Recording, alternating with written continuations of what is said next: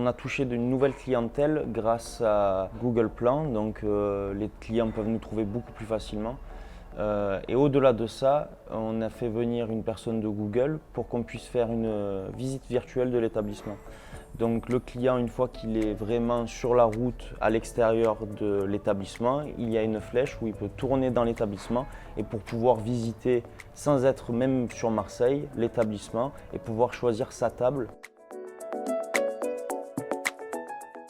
Les réseaux sociaux vont nous apporter une autre clientèle grâce à la pub qu'on peut se faire tout seul. Donc on a un bon exemple sur un macchiato. J'ai créé un macchiato vraiment juste pour faire une photo et dès le lendemain on avait la demande de ce café un peu particulier alors qu'il n'était apparent nulle part dans l'établissement. Ça va avoir un impact, on va faire une promotion sur des cocktails. Donc on a sélectionné 5 cocktails, on les met en avant et on a vu une certaine clientèle un peu plus jeune ou pas venir à une certaine heure différente juste par rapport à la publication sur les réseaux sociaux de cette ardoise mettant en avant 5 cocktails et à un prix un petit peu moins cher. Et on a eu de suite, dès le lendemain, la demande. On a vu les personnes discuter sur cette page, sur les réseaux sociaux.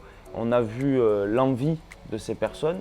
Et au-delà de ça, après, sur place, on a vu cette envie et du coup qui est devenue une demande pour ce type de publication ou ce type de cocktail en l'occurrence. On a créé des flyers. Et on nous a toujours dit, sur 100 flyers déposés avant la digitalisation, 100 flyers déposés, une personne atteinte. Aujourd'hui, on en a déposé 3000. On n'a eu aucune retombée.